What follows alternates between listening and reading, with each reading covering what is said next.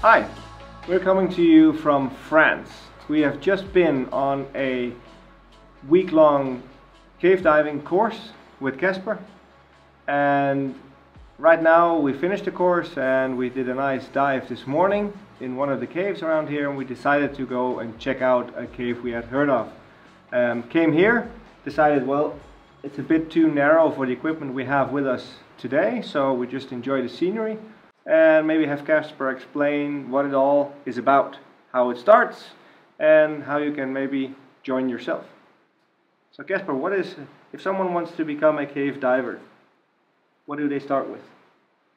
First, they start with the essentials class, which is the preparation for twin set diving, and all this mindset of the team diving.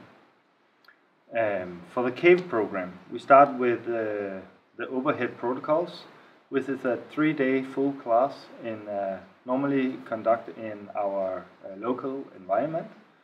And after that, we go to cave area. Here in France is a very, very good place to do that.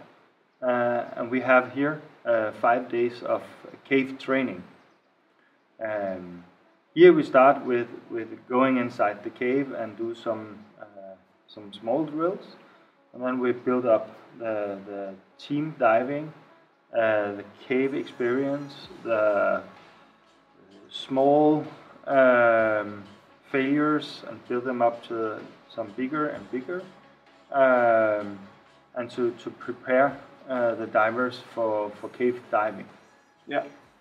So the classes complement each other. The Essentials classes is like a base building class for all divers. And then the overhead protocols are basically the same skills we did here, but we're in open water. So we have easy access to the surface. We can go up and talk and fine tune our skills. So when we come down here, not everything is new, and we get a bigger learning experience inside the cave in the real environment. The program is built up as real as it is. We don't have any failures, which is not normally things that happen. No training dives. It's real dives with real simulated failures. Yes.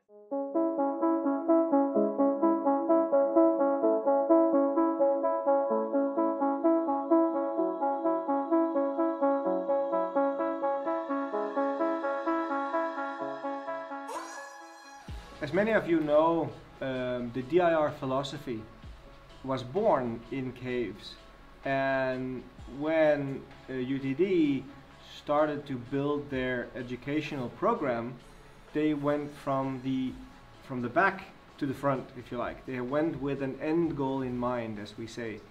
That means when a diver starts to learn to dive, it's impossible for the diver and the instructor to tell where this diver might end up.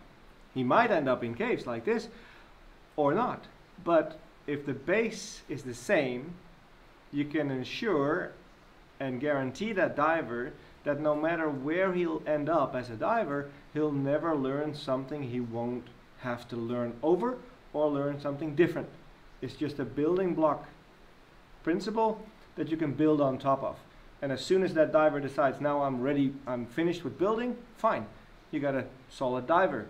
If you want to build on and continue with your experience, or go down other paths, rebreather diving, technical diving, cave diving, it's the same base we build upon. And a very, very big part of it is the thinking diver aspect. And that relates a lot, within cave diving at least, to gas planning. A lot of the gas planning we did was completely in minutiae, and to be proactive with the way you regard your gas consumption. So not just going in and expecting or agreeing upon a set pressure upon which you return to the exit, and then you just keep watching your SPG while it drops and say, hey, now I've reached it, and then we turn back. It's a bit more, I won't say complicated, but it's a bit more interesting than that. And I think it really hits the spot where you really can get a confirmation in why we do things the way we do things. The gas plan is a dynamic aspect. So a lot of people come to Casper and ask, with a lot of years of experience on a rebreather, for example, hey, can we take the cave class in a rebreather? Because I dive my rebreather and that's what I want to use in the caves. And that's all fair and well, but every rebreather diver knows when the rebreather fails, it's open circuit bailout. So we have to get that aspect into it, because it's not as simple as you think, just going on bailout. In an open water scenario, we always have an exit above us.